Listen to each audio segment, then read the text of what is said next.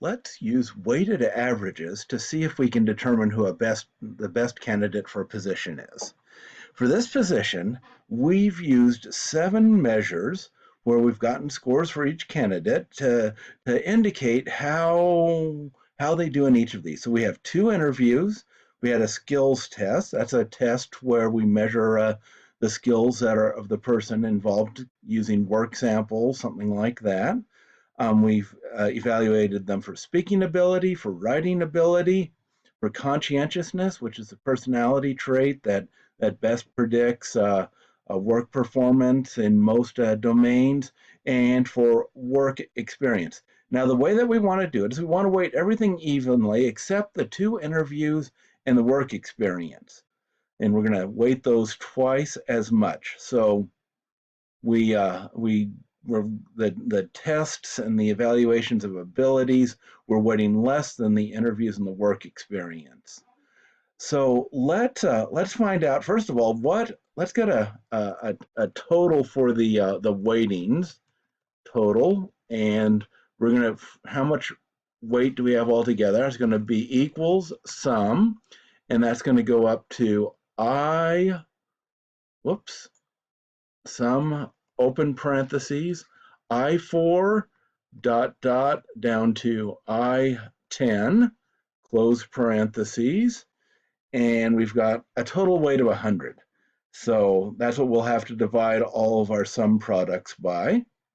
And for each person, Mo, Larry, and Curly, let's look at how they did. Curly did the best on interview 1, whereas Curly did the best on interview 2 also, but he didn't do very well on the skills test. He's a good talker, but Mo did best on the skills test.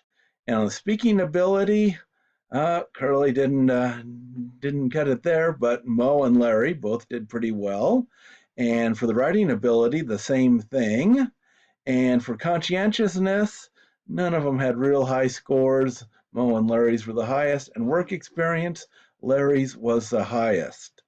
So there's no clear, it's not clear who should get the job. So what we're going to do is we're going to calculate a weighted average for each person. So in this, let's label this as weighted score. And for each person, we're going to take their score and multiply it by the weight. So we're going to use the sum product equals sum product, and then we're going to open up the first array, and so that will go to, we will start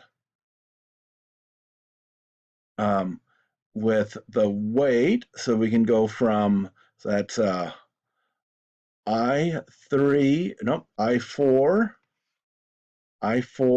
to I10. That's that first array. Now we're going to do Mo's score, and that is going to be K4 to K10. And then we're going to, those are the only 2 that we're going to multiply together, so we can close those off. And then we're going to divide by the weighted score, which is in I12. Now, if we want to copy this, we want to put the dollar signs in so it doesn't move. So $I, $12, and that should give our sum product. Now, and it gives 86.5.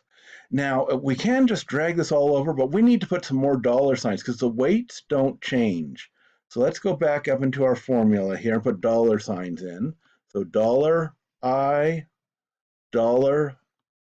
So we'll always start with I4 here, and then we'll always go down to $I, $10.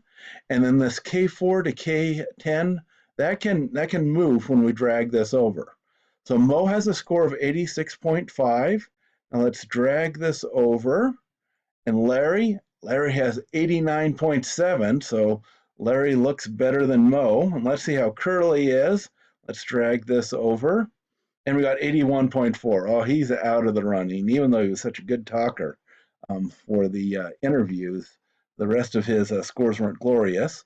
So we should hire Larry because he has the highest score.